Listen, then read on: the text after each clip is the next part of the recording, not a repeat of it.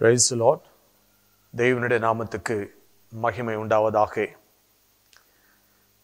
ஆண்டவராகிய இயேசு கிறிஸ்துவின் இனிய நாமத்தினாலே கர்த்தருடைய பிள்ளைகள் உங்கள் யாவருக்கும் இயேசுவின் நாமத்தினால் என்னுடைய மனமார்ந்த வாழ்த்துக்களை உங்களுக்கு தெரிவித்துக் கொள்வதிலே எனக்கு மிகுந்த ஒரு சந்தோஷம். இந்த காணொலி வாயிலாக பார்த்து கொண்டிருக்கிற எல்லா தெய்வ பிள்ளைகளுக்கும், விசேஷமாக கர்த்தருடைய ஊழியக்காரர்களுக்கும் என்னுடைய ஸ்தோத்திரத்தை நான் தெரிவித்துக் கொள்கிறேன். தேவன் மெய்யாகவே நமக்கு நல்லவராக இருக்கிறார். இதுக்கு காரணம் என்னென்று சொன்னால், ஏறக்குறைய கடந்த 2 வார காலமாக அதிகமாக சுகவீனமாக இருந்த பொழுதும் வெகு விரைவாக கர்த்தருடைய கிருபையிலே அடியான் குணமடையத்தக்க அருமையான ஊழியக்காரர்களும் சபை மக்கள் அத்தனை பேரும், என்னுடைய கிளை சபை தேவனுடைய பிள்ளைகள் ஊழியக்காரர்களும் இந்த காணொலி வாயிலாக அடியானை பார்த்து கொண்டிருந்த, தெய்வ செய்தியை கேட்டுக்கொண்டிருந்த எல்லா தெய்வ பிள்ளைகளும் இந்த 2 வாரங்கள் உங்களுடைய மத்தியிலே நான் கர்த்தருடைய வார்த்தைகளை சொல்வதற்கு தடைப்பட்ட சூழ்நிலை உண்டாயிருந்த பொழுது அதை நீங்கள் கர்த்தருடைய ஆவிக்குள்ளாக உணர்ந்து என்னுடைய சரீர ஆரோக்கியத்துக்காக ஜெபித்த அத்தனை பேருக்கும் என் இருதயத்தின் ஆழத்திலிருந்து உங்கள் யாவருக்கும் இயேசுவின் நாமத்தினாலே என்னுடைய நன்றியையும் வாழ்த்துக்களையும் நான் தெரிவித்துக் கொள்கிறேன். கர்த்தருக்கு ஸ்தோத்திரம். நம்முடைய தேவன் ஜெபத்தை கேட்கிறவர், ஜெபத்துக்கு பதில் கொடுக்கிறதான தேவனாக இருக்கிறார்.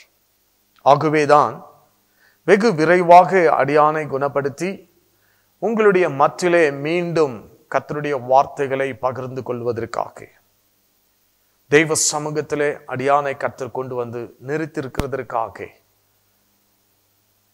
நான் எத்தனை கோடி ஸ்தோத்திரங்கள் தேவனுக்கு செலுத்தினாலும் நிச்சயமாக அது ஈடு செய்ய முடியாத ஒரு காரியம். அருமையான தெய்வ பிள்ளைகளே, கர்த்தருக்கு ஸ்தோத்திரம் உண்டாவதாக. அதே சமயத்தில் அதாவது அந்த மீடியாவுக்கு மிகவும் உதவியாக இருக்கக்கூடிய சபை பிள்ளைகள் தம்பி ஷாம், ஆனந்த், பிரபு ஆகிய மூவரும் ரெக்கார்டிங் மற்ற எல்லா விஷயத்திலையுமே ஒத்துழைப்பு கொடுத்து நீங்கள் செய்து கொண்டு வருகிறதான இந்த ஒரு பணிகளுக்கு தக்க பலன் பரத்திலிருந்து தெய்வன் உங்களுக்கு நிச்சயமாய் தருவார். கர்த்தர் உங்களை ஆசீர்வதிப்பார். எப்பொழுதும் எங்களுடைய ஜெபங்கள் உங்களுக்காக கண்டிப்பாக இருக்கும். அதோடு கூட மாத்திரமில்லாமல் அருமையான தெய்வனுடைய பிள்ளைகளே, இந்த ஒரு நல்ல விசேஷித்த கர்த்தருடைய நாளில் உங்களுடைய மத்தியிலே கர்த்தருடைய வார்த்தைகளை அடியான் பகிர்ந்து கொள்வதற்கு மீண்டும் இப்படிப்பட்ட ஒரு நல்ல வாய்ப்பை கர்த்தர் ஏற்படுத்தி கொடுத்ததுக்காக கர்த்தருக்கு நன்றி சொல்லி, இந்த தெய்வ செய்தி நமக்கு ஆசீர்வாதமாக இருக்கத்தக்க ஜெபத்தோடு கூட ஆரம்பிப்போம். தெய்வ ஆவியானவர் நம் அத்தனை பேரோடு கூட இடைப்படுவாராக.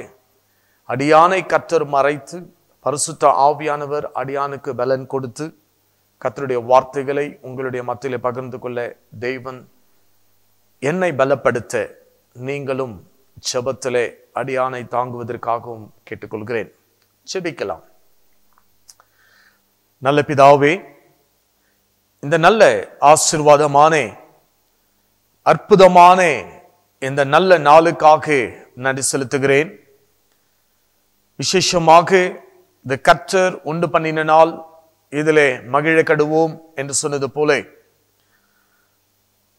அருமையான பக்தன் யோவான் கர்த்தருடைய நாளில் நான் ஆவிக்குள்ளானேன் என்று சொல்லுகிறது போல இன்றைக்கு அடியானும் தேவ செய்தியை கேட்டுக்கொண்டிருக்கிற அத்தனை பேரும் கர்த்தருடைய ஆவிக்குள்ளாக மாறவும் தேவ ஆவியானவருக்குள் தங்களை அர்ப்பணித்துக் கொள்ளவும் பரிசுத்த ஆவியானவருடைய பலனும் கிருபையும் தேவ வரமும் ஒவ்வொருவரும் பெற்றுக்கொள்ளும்படி கர்த்தருடைய ஆவியானவர் எங்கள் அத்தனை பேர் மேலும் நீர் மகிமையாய் இறங்குவதற்காக நான் ஜெபிக்கிறேன். எங்களை முற்றிலும் சமூகத்திலே தாழ்த்தி ஒப்பு கொடுக்கிறேன். எங்கள் உள்ளத்தோடு உம்முடைய வசனங்கள் இடைப்படுவதாக பரிசுத்த ஆவியானவர் தாமே எங்களை பலப்படுத்தி எங்கள் உள்ளத்தின் ஆழத்தில் இருக்கக்கூடிய யோசனைகளை அறிந்து அவைகளை நீர் வெளிப்படுத்தி எங்களுக்கு வேண்டிய ஆலோசனைகளையும் நாங்கள் நடக்க வேண்டிய வழிகளையும் கர்த்தர் எங்களுக்கு உணர்த்தி காண்பித்து உம்முடைய பாதையில் நாங்கள் நடக்கத்தக்க உம்முடைய சமூகம் எங்கள் மத்தியிலே இறங்கி வருவதற்காக ஜெபிக்கிறேன். அடியானை முற்றிலும் உம்முடைய சமூகத்திலே மறைத்தள்ளும். இந்த ஸ்தலத்திலே நிற்கிற ஒவ்வொரு நொடியும் தேவ பலத்திலே அடியானை நீர் முடிசூட்டும். உம்முடைய வார்த்தைகள் அடியானுக்கும் கேட்கிற யாவருக்கும் ஆசீர்வாதமாக கர்த்தர் மாற்றித்தார். தொடர்ந்து கர்த்தர் கிரியை செய்யும். இயேசுவின் நிமித்தமாக வேண்டிக் கொள்கிறேன் நல்ல பிதாவே. ஆமென், ஆமென். அருமையான கர்த்தருடைய பிள்ளைகளே, இந்த ஒரு நல்ல நாளிலே சபையார் உங்கள் மத்தியிலே மீண்டும் நிற்பதற்கும் உங்களை காண்பதற்கும் உங்களோடு கூட கர்த்தருடைய வார்த்தைகளை பகிர்ந்து கொள்வதற்கும் எனக்கு மிகுந்த ஒரு சந்தோஷமும் மகிழ்ச்சியும் கர்த்தர் ஏற்படுத்தி கொடுத்திருக்கிறார். கர்த்தருடைய நாமத்துக்கு மகிமை உண்டாவதாக. கர்த்தருக்கு ஸ்தோத்திரம். விசேஷமாக தெய்வ செய்திக்காக இன்றைக்கு நாம் தியானிக்கக்கூடிய கர்த்தருடைய வசனமாவது லூக்கா எழுதின சுவிசேஷம் 5ஆம் அதிகாரம் 16வது வசனம். Luke chapter 5 verse 16.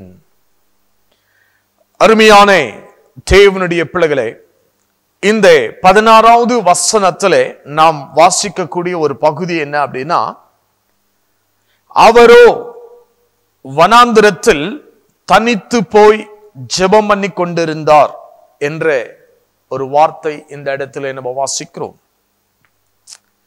அவரோ என்று சொன்னால் வேற யாரும் கிடையாது, ஆண்டவராகிய இயேசு கிறிஸ்துவை தான் இந்த இடத்துல குறிக்கிறது. இயேசு வனாந்திரத்தில் தனித்து போய் ஜெபம் பண்ணி கொண்டிருந்தார் என்று இந்த இடத்திலே நம்ம வாசிக்கிறோம். அல்லேலூயா, அல்லேலூயா. அருமையான கர்த்தருடைய பிள்ளைகளே, இயேசு கிறிஸ்துவை குறித்து இந்த இடத்துல சொல்லும் பொழுது அவர் தனித்து போய் ஜெபம் பண்ணி கொண்டிருந்தார் என்று இந்த இடத்திலே ஒரு வார்த்தை நாம் படிக்கிறோம். தனித்து, தனிமையில், ஒருவரும் தன்னோடு கூட இல்லாமல் இயேசு மாத்திரம் தனித்து மலைகளுக்கு போய் அவர் பிதாவுடைய சமூகத்திலே பிதாவை நோக்கி ஜெபிக்கிறவராயும் பிதாவுடைய சமூகத்திலே அவர் காத்திருக்கிறவராயும் காணப்பட்டார். அருமையான தேவனுடைய பிள்ளைகளே, இன்றைக்கு எந்த இடத்துல நம்ம பார்த்தாலும், அதாவது இந்த கொரோனா வைரஸ் வந்த பிறகு மனிதனை ஏறக்குறைய தனிமைப்படுத்துகிறார்கள். அந்த அனுபவம் ஏறக்குறைய இந்த வருடத்தின் ஆரம்பத்திலிருந்தே நம்முடைய காதுகள் கேட்டு வந்து கொண்டே இருக்கிறது. இந்த வார்த்தைகள், இந்த செய்திகள் இன்றைக்கும் மீடியாவில் நம்ம பார்க்கும் பொழுது இதை குறித்து அநேக செய்திகள் வந்து கொண்டுதான் இருக்கிறது. தனித்து இருக்க வேண்டும், தனித்து இருக்க வேண்டும் என்று சொல்லி தனித்து ஒரு மனுஷனுக்கு இந்த ஒரு கொரோனா வைரஸ் பாதிப்பு உண்டாயிருக்கு என்று சொன்னால் அவர்களை உடனே தனிமைப்படுத்தி விடுகிறார்கள். தன்னுடைய குடும்பத்திலிருந்து, இல்லத்திலிருந்து, தன்னுடைய நண்பர்கள் இடத்திலிருந்து அவர்களை யாரோடு சேரக்கூடாதபடிக்கு அவர்களை கொண்டு போய் தனித்து இருப்பதற்காக ஒரு குறிப்பிட்ட நாட்களுக்கு தனித்து வைக்கிறார்கள். அருமையான தேவனுடைய பிள்ளைகளை, இந்த நாட்கள்ல இந்த ஒரு செய்தி, இந்த ஒரு வார்த்தைகள் நம்முடைய காதுகளுக்கு வரும்போது, ஐயோ இவ்வளவு நாட்கள் எப்படி தனித்து இருப்பது?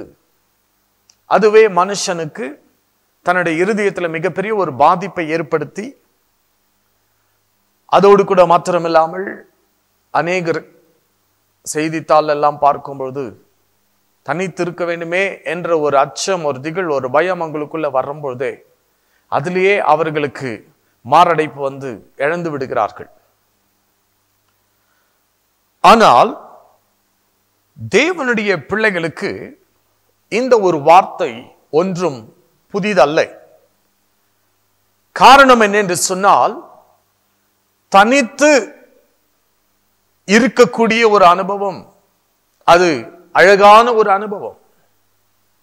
ஏன் இது ரொம்பவும் அழகானது என்று நான் சொல்லுகிறேன் என்று சொன்னால், ஒரு மனுஷன் அவன் தனித்து அவன் போய் தேவனோடு கூட சஞ்சரிக்கும் பொழுது, அவன் உலக மக்களை விட்டு அவன் பிரிந்து, தன் குடும்பத்தை விட்டு அவன் பிரிந்து, தன் பிள்ளைகளை விட்டு அவன் பிரிந்து, தன்னுடைய நண்பர்களை விட்டு அவன் பிரிந்து, தனித்து அவன் மட்டும் தேவனோடு கூட போய் சஞ்சரிப்பதற்காக, தனித்து தேவனோடு உறவாடுவதற்காக, அந்த ஒரு அனுபவம் மிகவும் அழகானது என்று நான் சொல்ல வருகிறேன். ஆம் அருமையான தேவனுடைய பிள்ளைகளை, இந்த தனித்து இருக்கக்கூடியதற்காக இன்றைக்கு மக்கள் என்ன சொல்லுகிறார்கள் என்று சொன்னால், குவாரண்டைன், தனித்து இருக்க வேண்டும், தனிமைப்படுத்திக் கொள்ள வேண்டும் என்று சொல்லுகிறார்கள். ஆனால் ஒவ்வொரு கிறிஸ்தவர்களுக்கு தனித்து இருக்கிற ஒரு அனுபவம், அது நாம் விரும்ப வேண்டும். அது அழகான நாட்கள், அழகான நேரங்கள். உதாரணத்துக்காக ஏனோக் என்ற ஒரு மனுஷன் தேவனோடு கூட அவன் தனித்து சஞ்சரித்துக் கொண்டிருந்தான் என்று வேதத்திலே வாசிக்கிறோம். மோசே என்ற ஒரு மிகப்பெரிய ஒரு பரிசுத்தவான், அந்த மனுஷனை குறித்தும் நாம் பார்க்கும் பொழுது, அநேக நாட்கள் அவன் மலைகள் மேல் போய் தனித்து தேவனோடு கூட அவன் காத்திருந்ததை நாம் எல்லோருக்குமே தெரியும். 40 நாட்கள் என்று சொல்லி அவன் நினைச்சா 40 நாட்களுக்கு மலைகளுக்கு போய் அவன் தேவனோடு கூட பேசிக்கொண்டிருக்கிறான். அந்த தேவனோடு கூட பேசுகிற அந்த ஒரு அனுபவம் இருக்கு பாருங்க, அதை நம்மால் நிச்சயமாக விவரிக்க வார்த்தைகள் கிடையாது. அதை தேவ சமூகத்திலே அனுபவிக்கிற அந்த ஒரு உணர்வுகள் நம்முடைய உள்ளத்துக்கு மிகப்பெரிய ஒரு நன்மையும் ஒரு புத்துணர்ச்சியும் நம்முடைய உள்ளத்திலே அது ஏற்படுத்தக்கூடிய ஒரு அனுபவமாக நமக்கு இருக்கிறது. அருமையான தேவனுடைய பிள்ளைகளை, இந்த இடத்துல இந்த வசனத்தை நம்ம வாசிக்கும் பொழுது இங்க சொல்லுகிறது, அவரோ இயேசுவோ வனாந்திரத்திலே அவர் தனித்து போய் ஜெபம் பண்ணி கொண்டிருந்தார். அல்லேலூயா. இந்த ஒரு நல்ல காரியங்கள் வேதத்திலே நம்ம வாசிக்கும் பொழுது, ஜெபம் என்பது நாம் அறியக்கூடிய நிறைய விஷயங்கள் இருக்கிறது.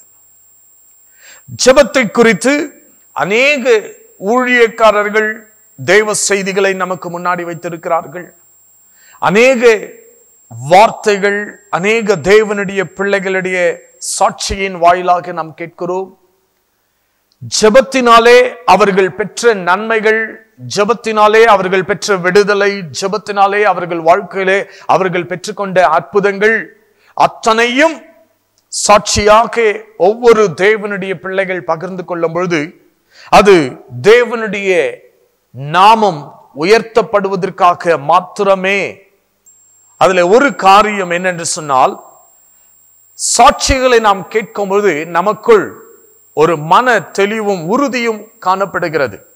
அது என்ன என்று சொன்னால், ஜெபத்தை கேட்கிற தேவன் நம்முடைய தேவன்.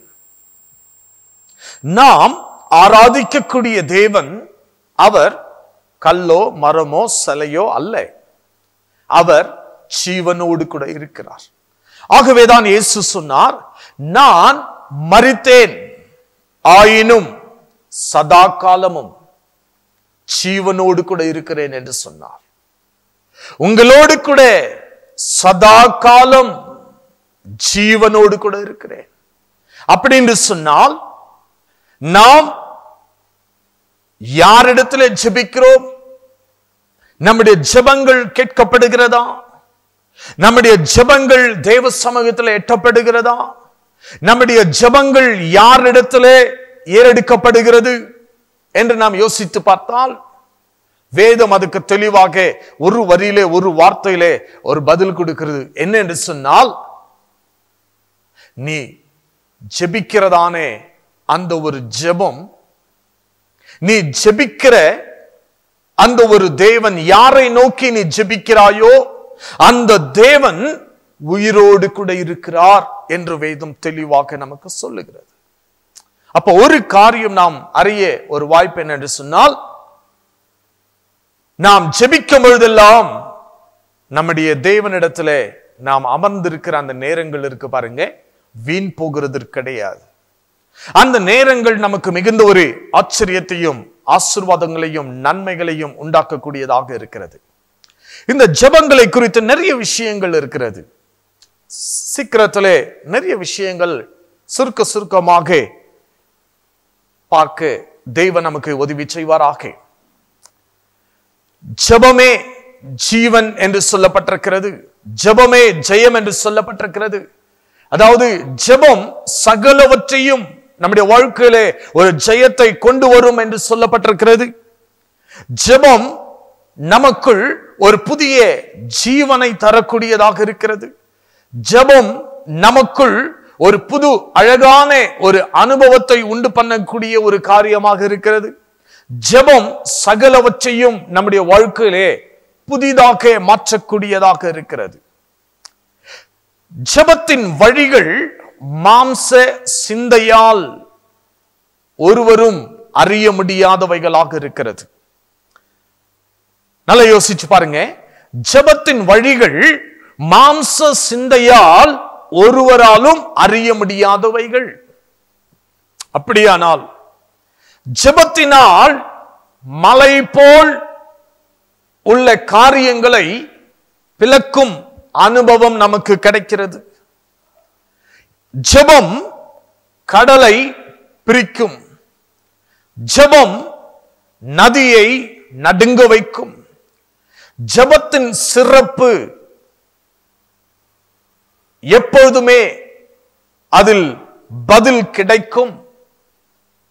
அதே சமயத்தில் அந்த ஜெபத்தின் சிறப்பிலே பதில்தான் எப்பொழுதும் ஓங்கி நிற்கும் என்பதை நாம் நம்முடைய வாழ்க்கையிலே உணர்கிறவர்களாக நாம் காணப்பட வேண்டும். ஜெபம் இல்லை என்றால் வேறில்லாத ஒரு விருட்சம் போல, பலன் இல்லாத ஒரு ஜெபம் உடைந்த கப்பலுக்கு சமம். ஒரு மனம் இல்லாத ஜெபம் திசை மாறிய கப்பலுக்கு சமமாக இருக்கும். ஆகையால் தேவனுடைய பிள்ளைகள் நீங்களும் நானும் எப்பொழுதுமே ஜெபிக்க வேண்டும். எப்பொழுதும் ஜெபத்திலே நாம் விழித்திருக்கிறவர்களாக நாம் இருக்க வேண்டும். ஜெபத்தின் தாகம் அநேகருடைய தாகத்தை தணிக்கும். ஜெபம் அந்தரங்கத்தை வெளியாக்கும். ஜெபம் என்பது சீர்கெட்ட காரியங்களையும் சரியாக்கும், சரிப்படுத்தும். ஜெபம் பின்மாற்றத்தை புதுப்பிக்கும். ஜெபம் நம்முடைய வாழ்க்கையிலே ஒரு முன்னேற்ற ஒரு அனுபவத்தை நமக்கு கொடுக்கும். ஜெபம் பரிசுத்தத்தை நமக்கு தரும், பரிசுத்தத்தை நமக்கு கற்றுக் கொடுக்கும். ஜெபம் என்பது நம்மை தேவனோடு கூட இணைக்கக்கூடியதாக இருக்கிறது. தேவனின் பாசத்தையும் தேவனின் திட்டத்தையும் நமக்குள்ளே நிறைந்து நம்மை கொண்டு நாம் நம் தேசத்துக்குள் பாயும்படி தேவனுடைய திட்டங்கள், தேவனுடைய அன்பு, தேவனுடைய பாசங்கள் இந்த தேசத்துக்குள் பாயும்படியாக நம்மை கொண்டுதான் அவைகள் செயல்படுகிறது. ஆகவே ஜெபம் நமக்குள் அடக்கத்தை கற்றுக் கொடுக்கும். ஜெபம் ஆணவத்தை நமக்குள் முற்றிலும் அழித்து போடும். ஜெபம் என்பது நம்முடைய வாழ்க்கையிலே பொறுமையை கற்றுக் கொடுக்கும். நமக்குள் இருக்கிற போராமைகளை இந்த ஜெபம் நீக்கிவிடும்.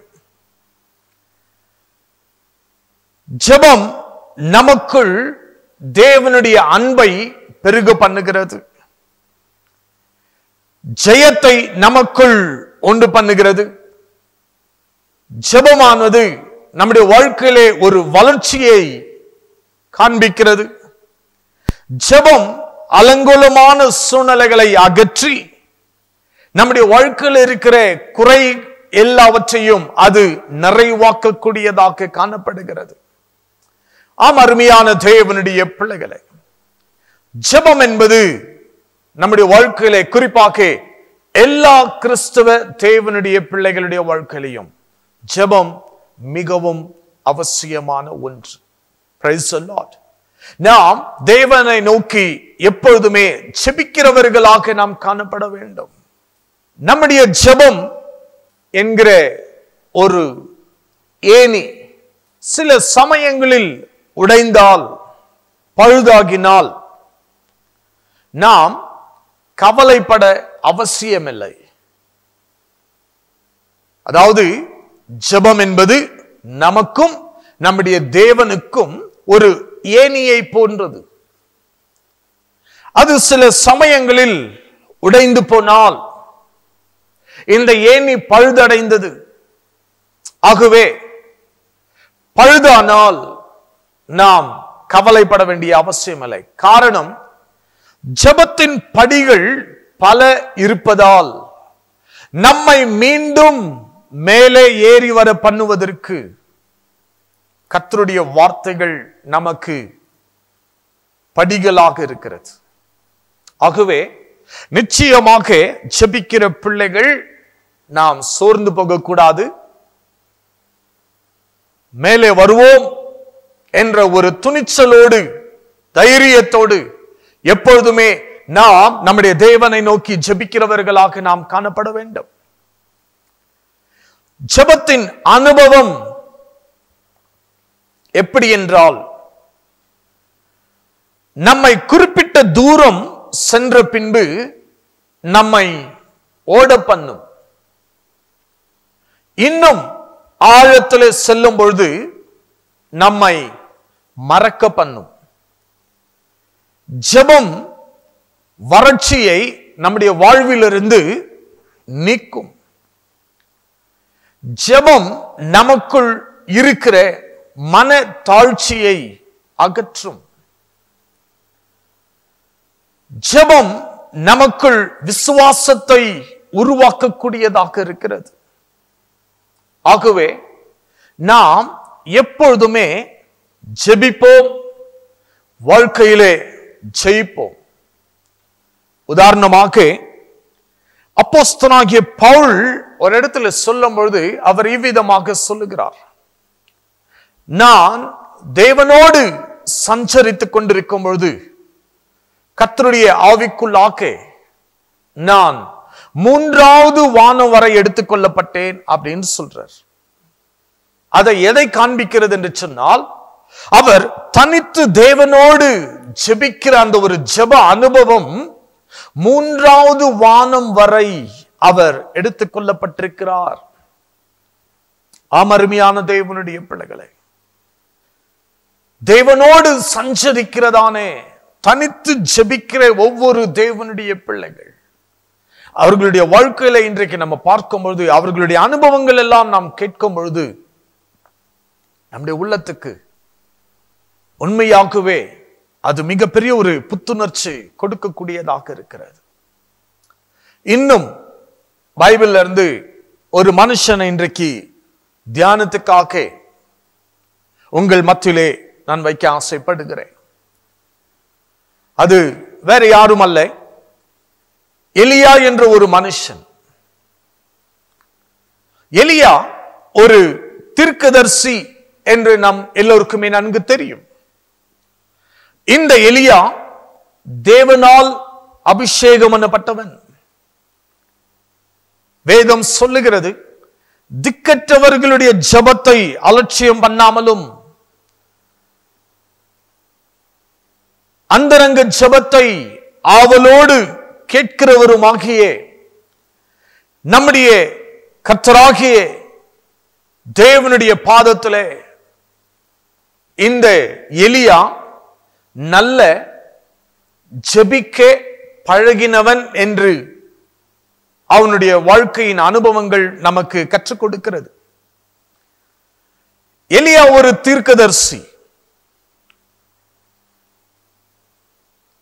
இந்த எலியா பழைய ஏற்பாட்டு காலத்தில் இருந்த பலர் பிரதானமானவர்களாக இருக்கிறார்கள். அவர்களில் இவன் ஒருவனாக, அவர்களுக்கு மத்தியிலே இவன் ஒருவனாக திகழ்ந்தான். ஒரு நல்ல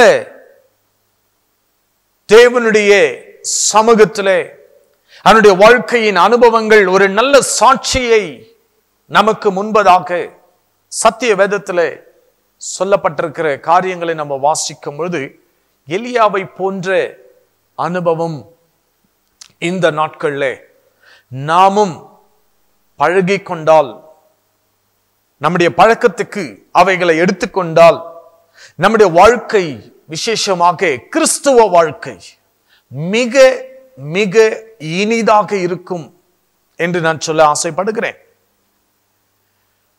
இவன் தீர்க்க தரிசனம் சொல்லி, அதாவது எலியா தீர்க்க தரிசனம் சொல்லி ஏறக்குறைய தேசம் எங்கும் 3 ஆண்டுகள் மழை இல்லாத ஒரு வறட்சியும் தண்ணீரற்ற நிலமும் விளைவை பெறாத ஜனமும் பஞ்சத்தால் வாடி வதங்கிக் கொண்டிருந்தனர். அதாவது எலியா தீர்க்க தரிசனம் சொன்ன பிறகு 3 ஆண்டுகள் அந்த தேசத்தின் மேல் மழை வராமல் தடைப்பட்டது. யோசித்து பாருங்க, இவன் எவ்வளவு பெரிய ஒரு தீர்க்கதரிசியாக இவன் வெளிப்படுகிறான். அருமையான தேவனுடைய பிள்ளைகளே, இந்நாட்களிலே நாமும் அநேக தீர்க்க தரிசனங்கள் கேட்கிறோம். அநேக தீர்க்கதரிசிகள் இன்றைக்கு இந்த பூமியிலே தேவனால் அபிஷேகம் பண்ணப்பட்டு இருக்கிறார்கள். அருமையான கிறிஸ்துவ பிள்ளைகளே, தீர்க்க தரிசனம் என்று சொல்லும் பொழுது இந்நாட்களிலே ஒரு கூட்ட மக்கள் தீர்க்க தரிசனத்துக்கு பின்னாடியே ஓடிக்கொண்டிருப்பார்கள். அவர்களுடைய வாழ்க்கையிலே அவர்கள் ஜெபிக்கிறவர்களாக இருக்க மாட்டார்கள். தீர்க்கதரிசியை நாடி ஓடுவது, அவர்கள் தீர்க்க தரிசனம் சொன்னால் அந்த தீர்க்க தரிசனங்களை நம்பி அப்படியே வாழ்ந்து கொண்டிருப்பார்கள். கர்த்தர் எனக்கு தீர்க்க தரிசனம் சொல்லியிருக்கிறார், கர்த்தர் எனக்கு வெளிப்பாடு கொடுத்திருக்கிறார், கர்த்தர் எனக்கு இந்த ஒரு வார்த்தை கொடுத்திருக்கிறார், என் வாழ்க்கையிலே அவைகள் நிச்சயமாக நடக்கும், நிறைவேறும் என்று சொல்லி கர்த்தர் சொன்னால் நிச்சயமாக நடக்கும். ஆனால் ஒரு காரியம் இந்த இடத்துல நீங்கள் புரிந்து கொள்ள வேண்டும். உங்களுடைய ஒத்துழைப்பும் அதிலே காணப்பட வேண்டும். நீங்கள் தேவ சமூகத்தில் அமர வேண்டும். நீங்கள் தேவனை தேட வேண்டும். நீங்கள் தேவனை துதிக்க வேண்டும். நீங்கள் தேவனை ஆராதிக்க வேண்டும். நீங்கள் தேவனுடைய சமூகத்திலே காத்திருக்கும் பொழுது தேவன் சொன்ன தீர்க்க தரிசனங்கள் உங்கள் வாழ்க்கையில நிறைவேறுவதற்கு அது மிகவும் ஏற்றதாக காணப்படும். வெறும் தீர்க்க தரிசன வசனங்களே கேட்டுக்கொண்டு நீ ஜெபிக்காமல் ஓடி போய் கொண்டிருப்பாய் என்று சொன்னால் தேவன் சொன்ன எந்த வார்த்தையும் உங்கள் வாழ்க்கையிலே நிச்சயமாக நிறைவேறத்துக்கு வாய்ப்பு கிடையாது. ஆம், அருமையான தேவனுடைய பிள்ளைகளே, நான் தீர்க்க தரிசனத்துக்கோ தீர்க்கதரிசிகளுக்கோ எதிரானவன் அல்ல. ஆனால் உண்மையான தீர்க்கதரிசிகள் இந்த பூமியிலே தேவன் கர்த்தர் அபிஷேகித்து வைத்திருக்கிறார். அப்படி உண்மையாய் தேவனுக்காக கர்த்தருடைய வார்த்தையை தீர்க்க தரிசனமாய் சொல்லக்கூடியவர்கள் எங்கும் யாரும் எந்த இடத்திலுமே நான் ஒரு தீர்க்கதரிசி என்று சொல்லி அவர்கள் வெளிப்படுத்தவே மாட்டார்கள். ஆனால் தேவன் அவர்களை இந்த உலகத்துக்கு அடையாளம் காட்டுவார். இன்னார் இவர் ஒரு தீர்க்கதரிசி என்று சொல்லி, தேவனால் அபிஷேகப்பட்ட ஒரு பாத்திரம் என்று சொல்லி தேவன் அவர்களை இந்த பூமியிலே அடையாளம் காட்ட முடியும். தேவனுடைய வார்த்தைகளை ஜனங்களுக்கு மத்தியிலே நாம் சொல்லும் பொழுது கர்த்தர் கொடுக்கிற வசனத்தை தடையில்லாமல் அப்படியே ஜனங்களுக்கு மத்தியிலே நாம் வெளிப்படுத்த வேண்டும். அதுதான் உண்மையான ஒரு தீர்க்கதரிசிக்கு அழகானது. இன்றைக்கு இந்த தீர்க்க தரிசனம் என்ற ஒரு வரத்தை வைத்துக்கொண்டு பலர் பல இடத்துல வியாபாரமாகவே அவர்கள் நடத்தி கொண்டிருக்கிறார்கள். இது ஊழியமாக அல்ல, வியாபாரமாக நடந்து கொண்டிருக்கிறது. இது உண்மை. நான் சொல்லுவது சில சமயத்திலே உங்களுடைய உள்ளத்தை புண்படுத்த கூடியதாக இருந்தால் நான் சொல்கிற காரியத்தை நீங்கள் தெளிவாய் புரிந்து கொள்ளுங்கள். நான் யாரையும் புண்படுத்த விரும்பவில்லை. ஆனால் நடந்த சம்பவங்கள், நடக்கிற அனுபவங்கள் நான் பார்க்கும் பொழுது அதை தான் உங்களுடைய மத்தியிலே நான் பகிர்ந்து கொள்ளுகிறேன். சில ஆண்டுகளுக்கு முன்பதாக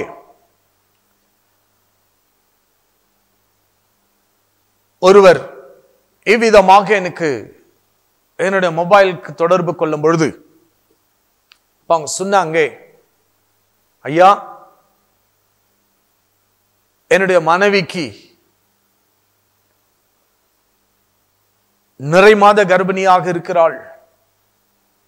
நாங்கள் ஹாஸ்பிட்டலுக்கு கொண்டு போகிறோம், தயவு செய்து எங்களுக்காக நீங்கள் ஜெபியுங்கள் என்று சொல்லி, அப்பொழுது அவர்களுக்கு சொன்னேன், நீங்க ஹாஸ்பிட்டல் கொண்டு போங்க, கர்த்தர் ஆச்சரியமாக நடத்துவார் என்று சொல்லி அவர்களை அனுப்பினேன். என்ன நடந்தது என்று சொன்னால், ஒரு அரை மணி நேரத்துக்கு பிறகு மீண்டும் எனக்கு போன் வருகிறது. என்ன போன் வருகிறது என்று சொன்னால், ஐயா, இப்பொழுதுதான் நாங்கள் ஹாஸ்பிட்டல் அட்மிட் பண்ணியிருக்கிறோம். இது போல எங்களுக்கு தெரிந்த ஒரு ஊழியக்காரர், அவருக்கு நாங்கள் போன் செய்தோம், சூழ்நிலைகளை நாங்கள் அவருக்கு அறிவித்தோம். உடனே அவரிடத்திலிருந்து எங்களுக்கு வந்த ஒரு வார்த்தை என்ன அப்படின்னு சொன்னால், போன்லயே அவர் சொல்லுகிறார், இது போல அந்த குழந்தை இறந்துவிடும், அப்படி அது பிறந்தாலும் அது ஒரு ஊனமாக இருக்கும், அந்த குழந்தை இந்த பூமியிலே ரொம்ப நாட்கள் வாழ முடியாது, ஒரு ஊனமுள்ள ஒரு குழந்தையாக அது பிறக்கிறதுக்கு வாய்ப்பு இருக்கிறது. கர்த்தர் சொல்லுகிறார், இந்த குழந்தை இறந்து போகும் என்று சொல்லி, அப்படின்னு சொல்லி அவர் ஜெபித்து உடனே ஒரு வெளிப்பாடு, ஒரு தீர்க்க தரிசனத்தை ஜெபத்து, அதாவது போன் வாயிலாகவே அவங்களுக்கு அந்த ஒரு வெளிப்பாடு கொடுத்துட்டார். அவர்கள் மீண்டும் என்னை தொடர்பு கொண்டு எனக்கு போன்ல சொல்லும் பொழுது, அப்ப நான் அவர்களை பார்த்து போன்ல நான் சொன்னேன், பிரதர், நீங்க கவலைப்படாதீங்க, அது போல ஏதும் நடக்காது.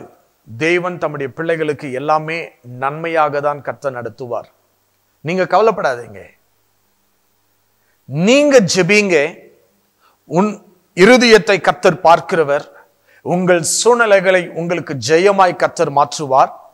அப்படி சொல்லிட்டு அவர்களை பார்த்து நான் சொன்னேன், இந்த இரவு நல்ல அற்புதமான ஒரு பெண் குழந்தை கர்த்தர் உங்களுக்கு கொடுப்பார்.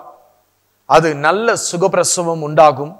எந்த ஊனமும் அந்த சரீரத்தில் இருக்காது அப்படின்னு சொல்லி அவர்களுக்கு போன்லயே ஜெபித்து அவர்களை வாழ்த்தி தைரியப்படுத்தி போன் வச்சுட்டேன். அடுத்த நாள் காலையில எனக்கு போன் வருகிறது. என்ன வருகிறது என்று சொன்னால், இரவு 1:30 மணிக்கு நல்ல அழகான ஒரு பெண் குழந்தை பிறந்திருக்கிறது என்று சொல்லி. இன்றைக்கு அந்த குழந்தைக்கு ஏறக்குறைய 4 அல்லது 5 வருடங்கள் இருக்கும். இன்றும் அந்த மகள் சுகத்தோடு கூட வாழ்ந்து கொண்டிருக்கிறாள். அருமையான தேவனுடைய பிள்ளைகளே, இதை நான் ஏன் உங்கள் மத்தியிலே நான் சொல்லுகிறேன் என்று சொன்னால், தேவனுடைய இந்த தீர்க்க தரிசன வரம் என்பது அது ரொம்ப அழகானது. அதை நேர்த்தியாக அதை பெற்றுக்கொண்டவர்கள் கர்த்தருக்காக மட்டுமே அதை பயன்படுத்த வேண்டும். வருமானத்துக்காக, வியாபாரத்துக்காக அதை நீங்கள் பயன்படுத்தக்கூடாது. அது மிக ஒரு தவறான ஒரு காரியமாக இருக்கிறது. இவன் விசேஷமாக எலியா, இவன் தீர்க்க தரிசனம் சொல்லி 3 வருடங்கள் அந்த பூமியிலே மழை இல்லாதபடிக்கு கர்த்தர் மாற்றினார். எலியாவுடைய தனித்து ஜெபமும் அவனுடைய தனிப்பட்ட விசுவாசமும் எப்படி இருந்தது என்று சொன்னால், ஜெப வாழ்க்கையும் விசுவாச வாழ்க்கையும் இந்த 2த்திலுமே சத்தியம் நிறைந்ததாக இருந்தது. சத்தியம் நிறைந்த அந்த ஒரு அனுபவம் எப்பொழுதும் அவனுடைய வாழ்க்கையிலே செயல்படக்கூடியதாகவே இருந்தது. இந்த எலியா ஜெபத்திலும் வீரனாக இருந்தான், விசுவாசத்திலும் வீரனாக இருந்தான். எலியா பாகாலை வணங்கின ஜனத்துக்கு முன் மிகப்பெரிய ஒரு வெற்றியை அவன் பெற்றான். பாகாலின் தீர்க்கதரிசிகளை கீசோன் ஆற்றங்கரையிலே வெட்டி போட்ட பின்பு அவன் தேவனை நோக்கி அவன் ஜெபித்தவனாக இருந்தான். தன் வேலைக்காரனை நோக்கி, நீ எழுந்து கொஞ்சம் தள்ளி போய் மேகம் உண்டா என்று பார்த்து வா என்று சொல்லி அனுப்புகிறான். அவன் வந்து எலியாவின் இடத்துல சொல்லும் பொழுது இவ்விதமாக சொல்லுகிறான், அவன் உள்ளங்கை அளவு ஒரு மேகம் உண்டென்று சொல்லிய பொழுது மழைக்கு முன் ஆகாப்பை அரண்மனைக்கு அனுப்பிவிட்டு தன் அறையை கட்டிக்கொண்டு இஸ்ரேலுக்கு வருமட்டாக ஆகாப்புக்கு முன் ஓடினான் என்று நம்ம வேதத்திலே வாசிக்கிறோம். அவன் தனிப்பட்ட ஜெபம் நிலத்தின் வறட்சியை போக்கிற்று. நிலத்தின் வறட்சியை போக்கும்படியாக மழை தன் செழிமையை தந்தது மட்டுமல்லாமல் அவன் தனித்து ஜெபித்த அந்த ஜெபத்தின் வேகம் ஆகாப்பின் ரதத்தை பார்க்கிலும் அதிக வேகமாய் இந்த எலியாவை ஓட பண்ணிற்று என்று நாம் கர்த்தருடைய வசனங்களில் வாசிக்கிறோம். எலியாவுக்குள் 2 காரியங்களை நாம் காண்கிறோம். ஒன்று, ஜெபத்தினால் இயற்கையில் நடந்த அற்புதம். 2வது, ஜெபத்தினால் வேகமான ஒரு ஓட்டம். ஒரு மனிதனுக்கு தனி ஜெபத்தின் ஆழமான அனுபவமும் அந்த ஆழமான ஒரு அனுபவம் அவனுக்குள் இருக்குமானால் இயற்கையின் மேல் அற்புதம் நிச்சயமாக செய்ய முடியும் என்பதற்கு இந்த எலியா சாட்சியாக இருக்கிறான். 2வதாக, ராஜாவிலும் அதிக வேகத்தை பெற முடியும் என்பதற்கு இந்த எலியா சாட்சியாக இருக்கிறான். அப்படியானால் கிறிஸ்தவர்களாகிய நீங்களும் நானும், இந்த உலகத்தில் இருக்கிற ஒட்டுமொத்த கிறிஸ்தவர்களும் கண்டிப்பாக நல்ல தனித்து ஜெபிக்கிற ஒரு அனுபவத்தை நாம் நம்முடைய வாழ்க்கையிலே ஏற்படுத்திக் கொள்ள வேண்டும். இந்த எலியாவை குறித்து நான் இன்னும் அதிகமாய் சொல்ல வேண்டும் என்று சொன்னால், தனித்து ஜெபிக்க இவன் பழக்கமுள்ளவனாக இருந்தான். ஜெபத்திலே பழகினவன் அதில் நிலைத்திருக்கும்படியாக அவன் அதை கடைபிடித்தான். இன்றைக்கு நாமும் தனித்து ஜெபிக்க வேண்டும். ஜெபத்திலே நாம் வளர வேண்டும். ஜெபத்தை நம்முடைய வாழ்க்கையிலே ஒரு பழக்கமாக்கிக் கொள்ள வேண்டும். அதை நம்முடைய வாழ்க்கையிலே ஒரு நல்ல பழக்கமான ஒரு அனுபவமாக நாம் மாற்றிக்கொள்ளும் பொழுது, ஜெபத்திலே ஆரம்பத்திலிருந்து இன்றைக்கு வரைக்கும் காலாகாலங்களில் நடந்து வந்த எல்லா அற்புதங்கள் எல்லாம் தேவனை இந்த பூமியிலே மகிமைப்படுத்திக் கொண்டுதான் இருக்கிறது.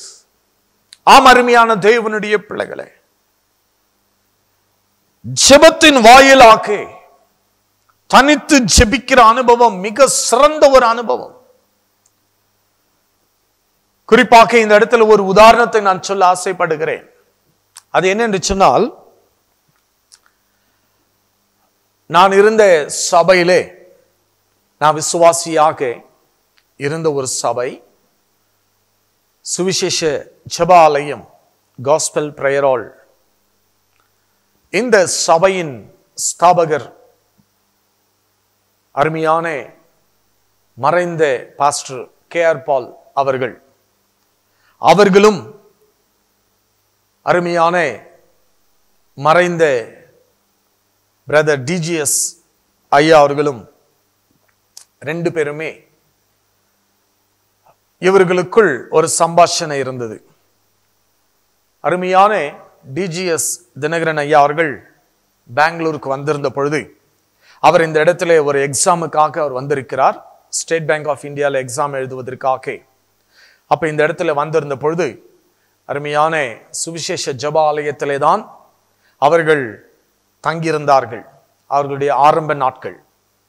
அப்ப அங்க தங்கியிருந்த பொழுது, அப்ப அருமையான பாஸ்டர் K.R. பால் ஐயா அவர்களுக்கும் DGS ஐயா அவர்களுக்கும் நல்ல ஒரு நட்பு இருந்தது.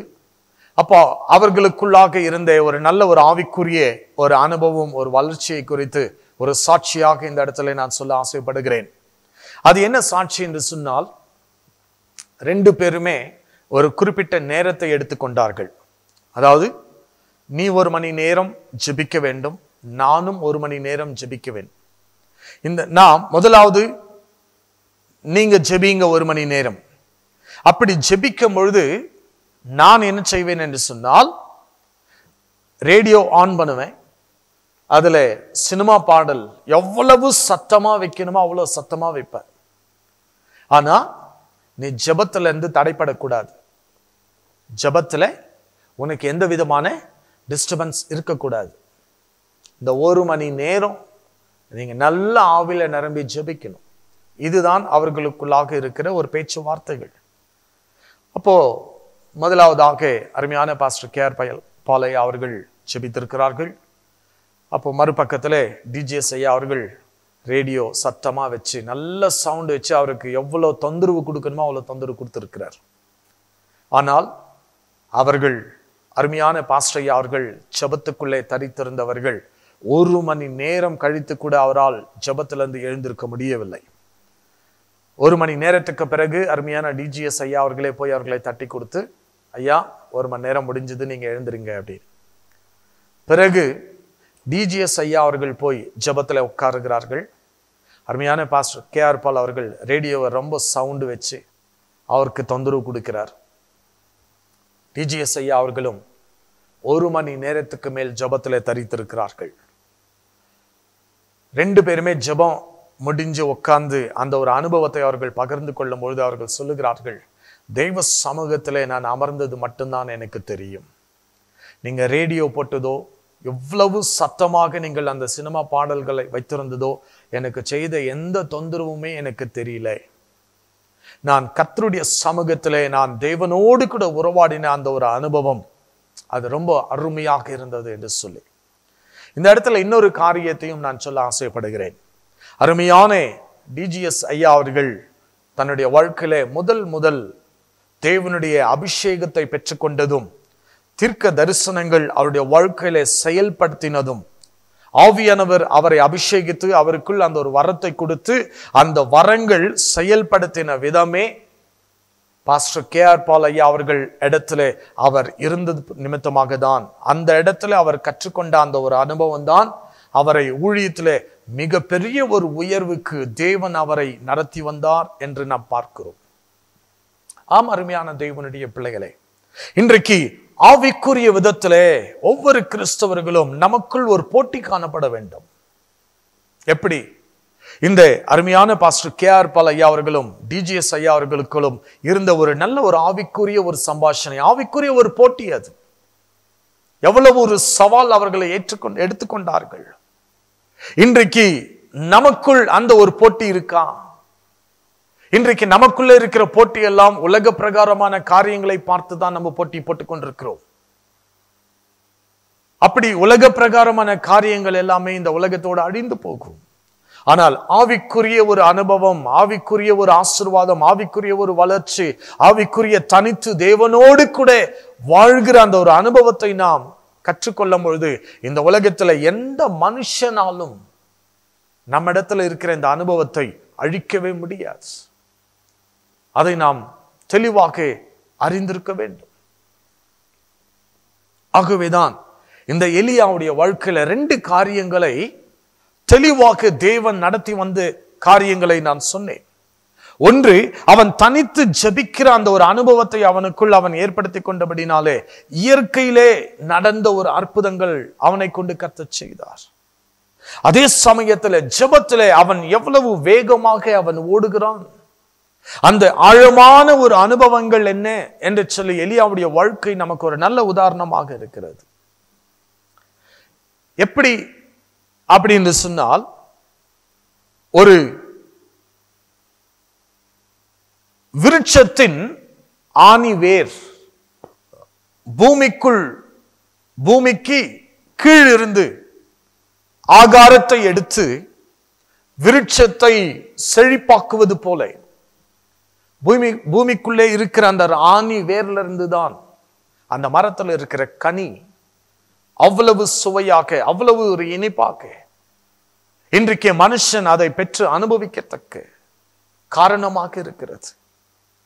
அது போலதான் ஒரு கிறிஸ்தவனின் வாழ்க்கையும் ஜெபத்தினால் அவனுடைய ஆன்மீக செழிப்பு, ஆன்மீக ஒரு செழிப்பை அடையத்தக்க ஒரு அனுபவம் தனித்து தேவனோடு ஜெபிக்கிற ஒரு மனுஷன் அவன் தேவனிடத்திலிருந்து அந்த ஒரு கிருபை பெற்றுக் கொள்ளுகிறான் என்று சொல்லி நம்ம பார்க்கிறோம். ஆம், கர்த்தருடைய பிள்ளைகளே, வேதத்தில் அநேக பரிசுத்தவான்களின் ஜெபதூபங்கள் தங்களை செழிப்பாக்கினது மாத்திரம் அல்ல, பிறரையும் செழிப்பான ஒரு அனுபவத்திலே அவர்களை தூக்கி நிறுத்தி இருக்கிறது என்பதற்கு வேதத்தில் நிறைய சாட்சிகள் இருக்கிறது. அப்படிப்பட்ட ஜெபம் அனுபவம் நமக்கும் எல்லோருக்குமே அது நமக்கு தேவை. எனக்கு மாத்திரமல்ல, சபையாருக்கும் இந்த செய்தியை கேட்டுக்கொண்டிருக்கிற எல்லோருக்குமே இந்த ஒரு ஜெப அனுபவம் தேவை. அது மட்டுமல்ல, பிறரையும் ஜெபத்துக்குள் வழி நடத்தும் ஜெப வீரர்களாக நாம் காரணமாய் இருக்க வேண்டும். காலையும் மாலையும் தவறாமல் எலியா ஜெபித்தது போல, எலியா எந்த சந்தர்ப்பமாயிருந்தாலும் அவன் ஜெபிக்கிறவனாக இருந்தான். ஆகவேதான் எலியாவுடைய வாழ்க்கையிலே எந்த சந்தர்ப்பத்திலையும் அவன் தோல்வி அடைந்து போனதே கிடையாது. காரணம், அவனுடைய ஜெபம் அவனுடைய வாழ்க்கையில எப்பொழுதுமே அவனுக்கு வெற்றிகளாகவே அமைந்து வந்தது. அவனுடைய ஜெபங்கள் அவனுடைய வாழ்க்கையின் வெற்றி படிகளுக்கு காரணமாக இருந்தது. தோல்வி என்பது ஜெபிக்கிறவனுக்கு ஒருபோதும் கிடையாது. ஜெபத்தின் மேன்மை எல்லாம் வெற்றியின் முடிவே என்பது நமக்கு தெளிவாக தெரியும். ஜெபமில்லாத ஒரு வாழ்க்கை வேறு செத்த விருட்சம் போலாகும். ஜெபமில்லாத ஒரு வாழ்க்கை வேறு செத்த விருட்சம் போல் இருக்கும். ஜனத்தோடு கூடி ஜெபிக்கிறதை பார்க்கிலும் தனித்து ஜெபிக்கிறதையே நம்முடைய தேவன் அதிகமாய் அவர் விரும்புகிறார். தனி ஜெபத்தில் ஒருவன் அக்கினி துண்டாக மாறினால், அதை போல பல அக்கினி துண்டுகள் ஒன்று சேரும் பொழுது தேசத்தில் எழுப்புதல் நிச்சயமாக உண்டாகும் என்பதற்கு சந்தேகமே கிடையாது. இந்த தேசத்திலே எங்கெல்லாம் எழுப்புதல் உண்டாயிருக்கிறது என்று நாம் கேள்விப்படுகிறோமோ அல்லது வாசிக்கிறோமோ, அங்கெல்லாம் ஜெபமே காரணமாக இருந்திருக்கும். ஜெபமே அஸ்திபாரமாக இருந்திருக்கும். ஜெபிக்கிற மனிதனுக்குள்ளாக தேவனுடைய ஒரு சாயல், ஒரு வல்லமை அவனுடைய முகத்திலே காணப்படும்.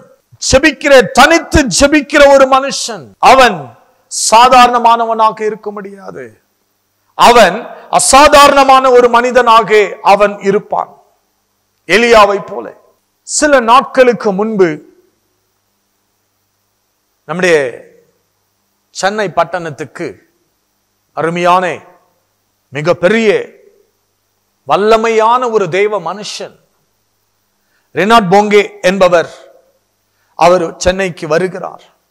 எல்லா ஏற்பாடுகள் பயங்கரமாக நடந்து கொண்டிருக்கிறது. அந்த கூட்டங்களுக்கு மெரினா கடற்கரையிலே அந்த ஏற்பாடுகள் நடந்து கொண்டிருக்கும் பொழுது அந்த வழியாக வந்த முதலமைச்சர், அப்பொழுது அருமையான மறைந்த ஜெயலலிதா அவர்கள்தான் சிஎம் ஆக இருந்தார்கள்.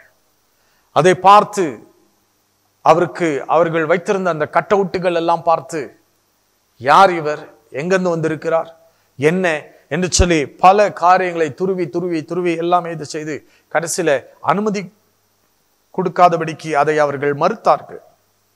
ஆனாலும் அவர் செய்த ஒரு காரியம், நான் பிரசங்கிக்கல, ஆனால் நான் மேடையில அமர்ந்திருக்கிறேன், ஆனால் இங்கே இருக்கிற ஊழியக்காரர்கள்ல யார் இருக்கிறார்கள், நீங்க அழைத்து கொண்டு வாருங்கள் என்று சொல்லும் பொழுது அங்கிருந்த எல்லா ஊழியக்காரர்களும் அருமையான நம்முடைய டிஜிஎஸ் ஐயா அவர்களை, அவருடைய பெயரை சொல்லி அந்த இடத்துல அவர்களை அழைத்து வந்தார்கள். அப்ப அந்த எத்தனை நாள் கூட்டங்கள் ஒழுங்குபடுத்தப்பட்டதோ அத்தனை நாட்களும் அருமையான டிஜிஎஸ் ஐயா அவர்கள் தான் தேவனுடைய செய்தி கொடுத்திருந்தார். ரெனாட் போங்கே அவர்கள் பின்னாடியே அமர்ந்திருந்தார்கள்.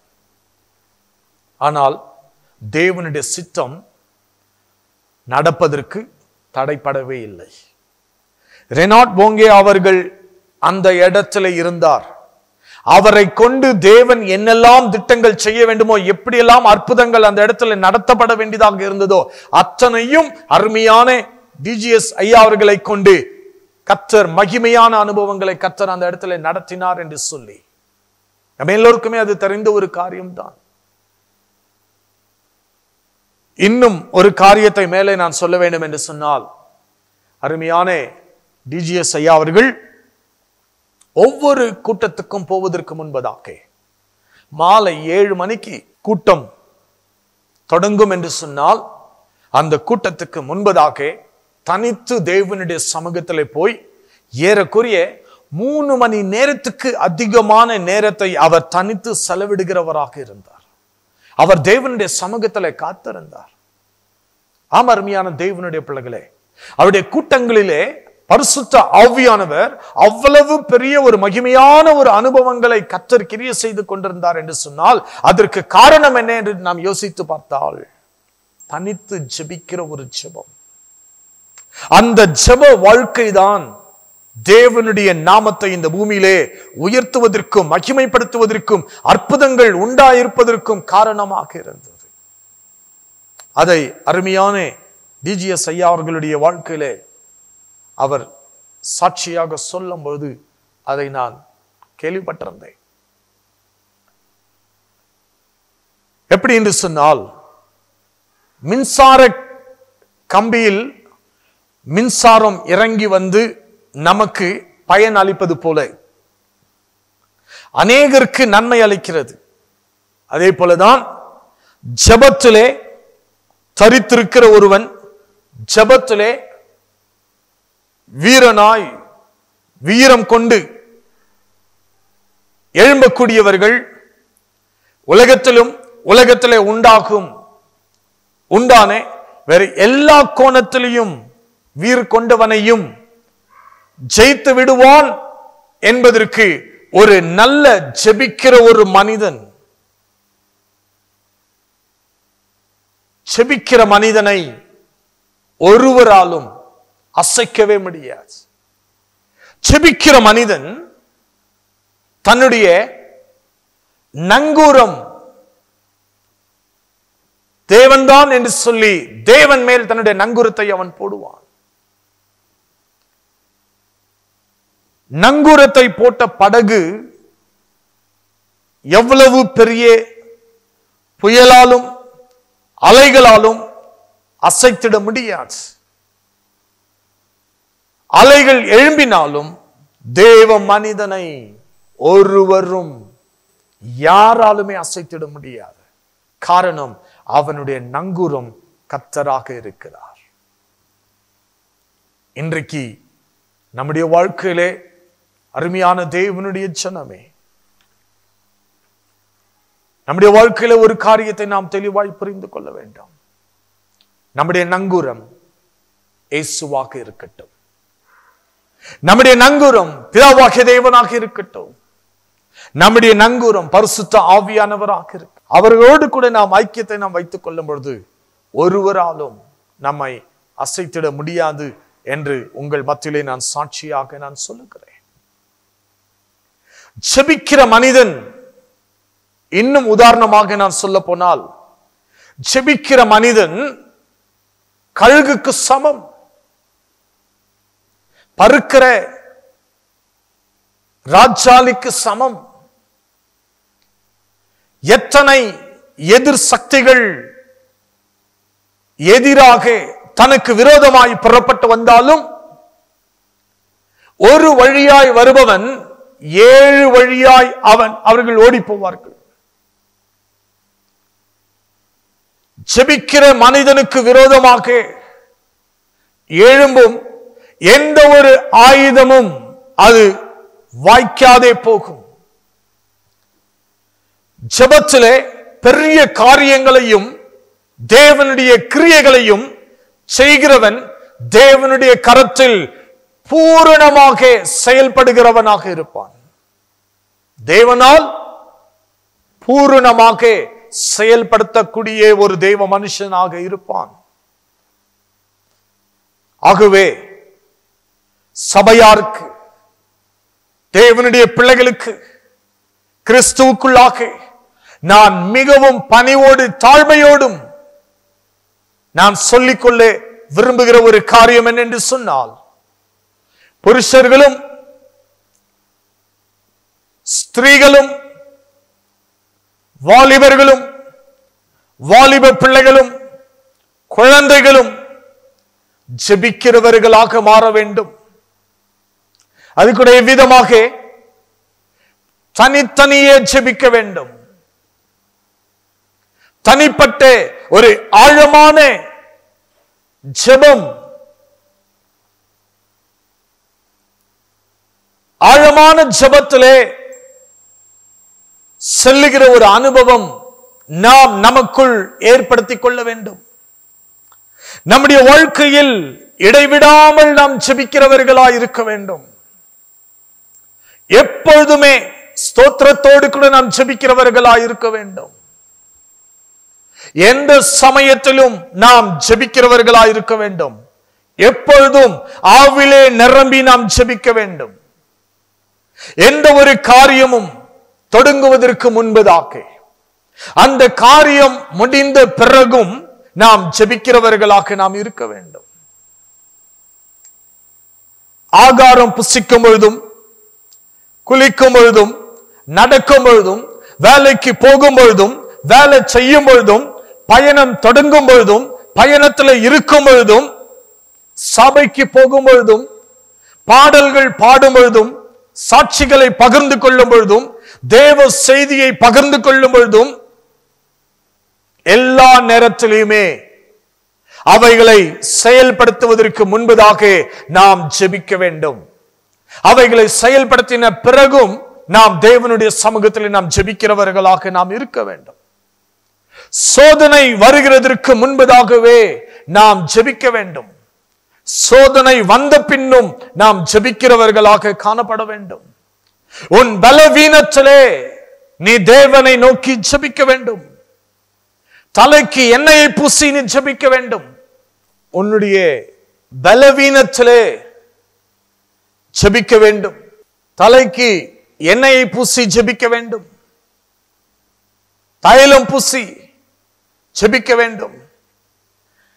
ஜெபத்திலே தரித்திருக்கும் பொழுது பிசாசை விரட்டி ஜெபிக்க வேண்டும்.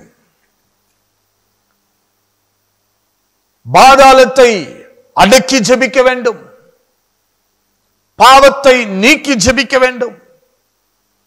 எல்லாவற்றுக்கு மேலாக ஒவ்வொரு மனிதனையும் மதித்து ஜெபிக்க வேண்டும்.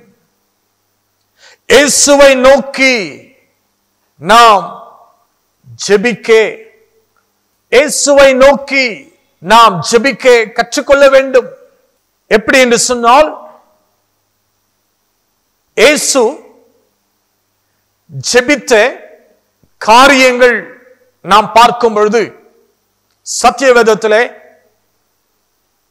இயேசு மலையில் ஏறி ஜெபித்தார் என்று நாம் வாசித்தோம். அவர் மலையில் ஏறி மாத்திரம் அவர் ஜெபிக்கவில்லை. அவர் தன் கரத்திலே அப்பத்தையும் மீனும் எடுத்து அவர் ஜெபித்து பங்கிடுங்கள் என்று சொல்லும் பொழுது 5000 பேர்கள் அதை புசித்தார்கள். இன்னொரு தடவை பார்க்கும்போது 4000 பேர் அதை புசிக்கிறார்கள். இதனுடைய மகத்துவங்கள் எதனால் உண்டாயிற்று என்று சொல்லும் பொழுது அவர் பிதாவை நோக்கி ஜெபித்து செயல்படும் பொழுது தேவன் அற்புதங்களை அந்த இடத்திலே நடத்தினார். கல்லறையிலே அவர் ஜெபிக்கிறார் பிதாவை நோக்கி. மரித்த லாசரு உயிரோடு கூட எழுந்து வருகிறான். அறை வீட்டுக்குள்ளே அவர் ஜெபிக்கிறார். கடலிலும் அவர் ஜெபிக்கிறார். இயேசு கிறிஸ்து நடமாடும் ஒரு ஜெப கோபுரமாகவே அவர் செயல்பட்டார். இயேசு தனித்து ஜெபிக்கும் போதெல்லாம் பிதாவை நோக்கி ஜெபித்தார். ஆம் அருமையான தேவனுடைய பிள்ளைகளே, அதுபோல நாமும் இயேசுவை நோக்கி எப்பொழுதும் ஜெபிக்கிறவர்களாக நாம் இருக்க வேண்டும். இயேசு அவர் ஜெயத்தை அடைவதற்கு முன்பதாகவே அவர் ஜெபிக்கிறவராக இருந்தார். இயேசு தனி ஜெபத்தின் மிக பெரிய ஒரு வீரராக இருந்தார். இயேசு தன்னுடைய நடுக்கையில் பரிசுத்தராக இருந்தார். இயேசு இரத்த வேர்வையாய் அவர் ஜெபித்தார் என்று சொல்லி கெத்செமனே தோட்டத்திலே அவரை குறித்து நாம் வேதத்திலே கர்த்தருடைய வசனத்திலே நம்ம வாசிக்கிறோம். அந்த பாத்திரத்தை தன் கரத்திலே எடுத்து அந்த பாத்திரத்தை பார்த்து அவர் ஜெபித்தார் என்று வேதம் சொல்லுகிறது. தேவ சித்தத்துக்கு தன்னை உட்படுத்தி ஜெபித்தார் என்று பார்க்கிறோம். சிலுவையில் அவர் ஜெபித்தார். தன் ஆவியை கொடுத்து அவர் ஜெபித்தார். பாதாளத்திலே அவர் ஜெபித்தார். அவர் உயிர்த்தெழுந்த பிறகும் அவர் ஜெபித்தார். அதோடு கூட மாத்திரம் இல்லை, இன்று வரை பிதாவுடைய வலது பார்சத்திலே அமர்ந்து இந்த உலகத்தில் இருக்கிற ஒவ்வொரு மனிதனுக்காக, அத்தனை மனிதனும் மீட்பை அடைய வேண்டும் என்பதற்காக அவர் பிதாவுடைய சமூகத்திலே பரிந்து பேசி ஜெபித்து வந்து கொண்டிருக்கிறார். அருமையான தேவனுடைய பிள்ளைகளே, இயேசு தனித்து ஜெபித்த பொழுது எவ்வளவு மிக பெரிய ஒரு மகிமையான அனுபவங்கள் எல்லாம் நடந்தன என்று வேதம் நமக்கு ஒரு நல்ல உதாரணமாக அநேக விஷயங்களை வெளிப்படுத்தி காண்பிக்கிறது. இன்றைக்கு நாமும் தனித்து இயேசுவை போல அவருடைய சமூகத்திலே தனித்து ஜெபிக்கிற ஒரு அனுபவத்தை நாம் பெற்றுக்கொள்ள வேண்டும். வேதத்திலே சில வசனங்களை உங்கள் மத்தியிலே நான் வைக்க ஆசைப்படுகிறேன். ஊக்கத்தோடு கூட ஜெபியுங்கள் என்று சொல்லி லூக்கா எழுதின சுவிசேஷத்துல 22ஆம் அதிகாரம் 42வது வசனத்திலே நம்ம வாசிக்கிறோம். திக்கற்றவர்களுக்காக ஜெபியுங்கள் என்று சங்கீதத்திலே 102ஆம் சங்கீதம் 16வது வசனத்திலே வாசிக்கிறோம். எந்த சமயத்திலும் ஜெபியுங்கள் என்று சொல்லி எபேசியர் 6ஆம் அதிகாரம் 18வது வசனத்திலே வாசிக்கிறோம். இடைவிடாமல் ஜெபியுங்கள் என்று சொல்லி கொலோசியர் 1ஆம் அதிகாரம் 9வது வசனத்திலே வாசிக்கிறோம். சோதனைக்குட்படாதபடிக்கு விழித்திருந்து ஜெபியுங்கள் என்று சொல்லி மார்க் எழுதின சுவிசேஷத்திலே 14ஆம் அதிகாரம் 38வது வசனத்திலே நம்ம வாசிக்கிறோம். நீதிமான்களுக்காக ஜெபியுங்கள் என்று நீதிமொழிகள் 15:29 நம்ம வாசிக்கிறோம். நீதிமான்களுக்காக ஜெபியுங்கள் என்று சொல்லும் பொழுது நீதிமான்களுடைய ஜெபங்களை கர்த்தர் கேட்கிறார் என்று வேதம் தெளிவாக சொல்லுகிறது.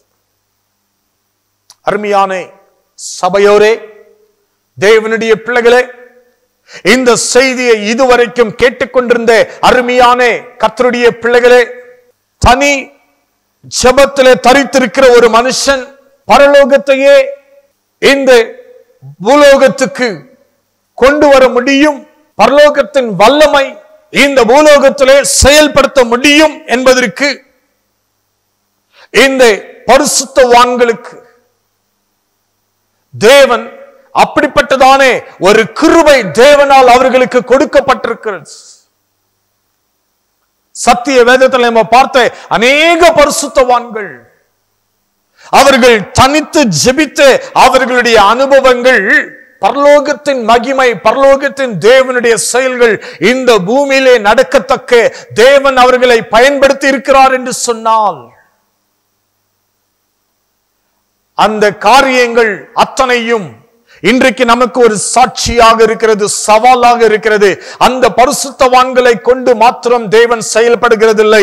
இந்த செய்தியை கேட்டுக்கொண்டிருக்கிற ஒவ்வொரு தேவனுடைய பிள்ளைகள், ஒவ்வொரு ஊழியக்காரர்கள், ஒவ்வொரு பரிசுத்தவான்களை கொண்டும் தம்முடைய திட்டத்தை இந்த பூலோகத்திலே கர்த்தர் நிறைவேற்ற வல்லவராக இருக்கிறார்.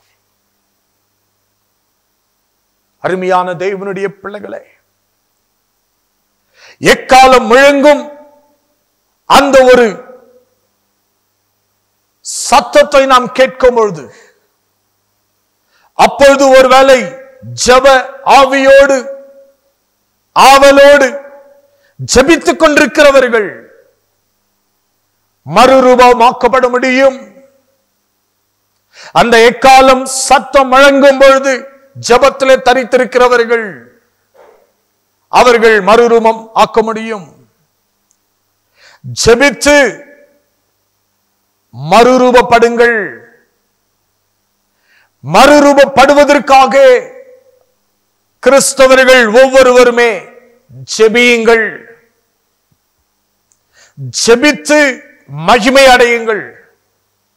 மகிமையிலே இயேசுவோடு கூட முகமுகமாய் பார்த்து தேவனை ஆராதிக்கத்தக்க, தேவனை தொழுது கொள்ளத்தக்க, இயேசுவின் அந்த அழகான அந்த ஒரு முகம் பார்க்கத்தக்க தேவன் நிச்சயமாக அத்தனை பேருக்குமே கிருபை பாராட்டுவாராக என்று சொல்லி உங்களை தனி ஜெபத்திலே அந்த ஒரு அனுபவத்தை ஒவ்வொருவரும் உங்களுக்குள் அதை வளர்த்திக் கொள்ள வேண்டும் என்று சொல்லி கிறிஸ்துவுக்குள் மிக தாழ்மையோடு கூட நான் கேட்டுக்கொண்டு இந்த செய்தியை இதோடு கூட நான் முடிக்க ஆசைப்படுகிறேன்.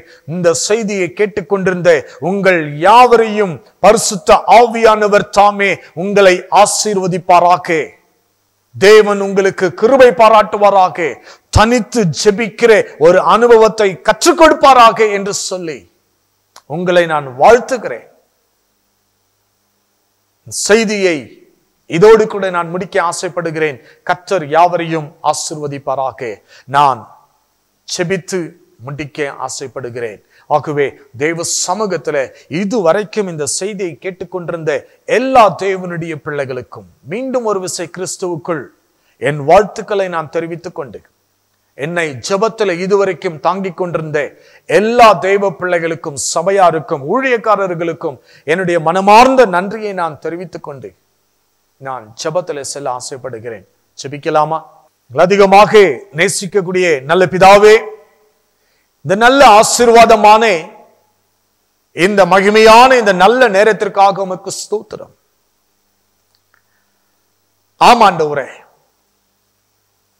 நீர் தனித்து மலைகளில் போய் செபிக்கிற அந்த ஒரு அனுபவம் எவ்விதமாக இருந்தது என்று இதுவரைக்கும் இந்த செய்தியின் வாயிலாக நாங்கள் கேட்டு கொண்டிருக்கத்தக்க எங்களுக்கு நீர் கிருபை பாராட்டினீரே, அதற்காக உமக்கு ஸ்தோத்திரம். எலியா என்ற ஒரு தேவ மனுஷனையும் எங்களுக்கு முன்பதாக வைத்து தனித்து ஜெபிக்கிற ஒரு அனுபவம், எந்த மனுஷன் தன் வாழ்க்கையிலே அதை பழகி கொள்ளுகிறானோ, அதிலே அவன் நிலைத்திருக்கிறானோ, அதிலே அவன் செயல்படுகிறானோ, அவனை கொண்டு இந்த பூமியின் மேல் நீர் செய்யக்கூடிய அற்புதங்கள் மிக மிக ஆச்சரியமானவைகள் என்று சொல்லி உம்முடைய வார்த்தைகள் நிமித்தமாக நாங்கள் கண்டு கொண்டோம். இந்த செய்தியை கேட்டுக்கொண்டிருந்த ஒவ்வொரு தேவனுடைய பிள்ளைகளுக்கும் தனித்து ஜெபிக்கிற ஒரு அனுபவம், தனித்து ஜெபிக்கிற அந்த ஒரு ஜெபத்தின் மேல் ஒரு தாகம், ஒரு பாரம், ஒரு வாஞ்சை நீர் உண்டு பண்ணும். ஜெபத்தின் வாயிலாக ஒவ்வொருவரும் சாதாரணமானவர்களாய் இல்லாமல் அசாதாரணம் உள்ளவர்களாய் மாறி தேவனுடைய நாமத்துக்கு மகிமையாக இந்த பூமியிலே பெரிய காரியங்களை செய்யத்தக்க அத்தனை பேரையும் நீர் பயன்படுத்தும். ஊழியக்காரர்களையும் சபையோரையும் யாவருக்காகவும் நான் ஜெபிக்கிறேன். யாவரையும் பரிசுத்த ஆவியானவர் தாமே உம்முடைய பரலோகத்தின் பிரசன்னத்துக்குள் மறைத்து நீர் ஆசீர்வதிக்கும்படியாக தகப்பனே நான் ஜெபிக்கிறையா. உம்முடைய பிள்ளைகளை நீர் ஆசீர்வதிப்பீராக. வேண்டிய சுகமும் பலனும் ஆரோக்கியமும் நீடிய பொறுமையும் சந்தோஷமும் சமாதானமும் உம்முடைய பிள்ளைகளுக்கு கர்த்தர் தாரும். உம்முடைய அற்புதமான அனுபவங்கள் ஒவ்வொருத்தருடைய வாழ்க்கையிலையும் அவர்கள் பெற்றுக்கொண்டு தேவனுடைய நாமம் இந்த பூமியிலே மகிமைப்படத்தக்க தனித்து ஜெபிக்கிற அனுபவம் ஒவ்வொருவரும் பெற்றுக்கொள்ளத்தக்க நீர் கிருபை செய்யும். உம்முடைய பிள்ளைகளை இதுவரைக்கும் பொறுமையா இருந்து இந்த செய்தியை கேட்டுக்கொண்டிருந்த யாவரையும் நீர் ஆசீர்வதிக்கும்படியாக நான் ஜெபிக்கிறேன். தொடர்ந்து கர்த்தர் உம்முடைய நாமத்தை பயன்படுத்திக் கொள்ளும். இயேசுவின் நிமித்தமாக வேண்டிக் கொள்கிறேன் நல்ல பிதாவே, ஆமென். என் ஆத்துமாவே கர்த்தரை ஸ்தோத்திரி, என் முழுமே பரிசுத்த நாமத்தை ஸ்தோத்திரி. என் ஆத்துமாவே கர்த்தரை ஸ்தோத்திரி, அவர் செய்த சகல உபகாரங்கள் மறவாதே. ஆமென். நம்முடைய கர்த்தராகிய இயேசு கிறிஸ்துவினுடைய கிருபையும் பிதாவாகிய தேவனுடைய அன்பும் பரிசுத்த ஆவியானவருடைய அன்பின் ஐக்கியமும் இன்றும் என்றும் நம் அனைவரோடும் சகல பரிசுத்தவான்கள் மேலும் தெய்வ கிருபை சதா காலமும் தங்கியிருப்பதாக. ஆமென். தேவன் உங்கள் யாவரையும் ஆசீர்வதிப்பாராக. Praise God. Praise God.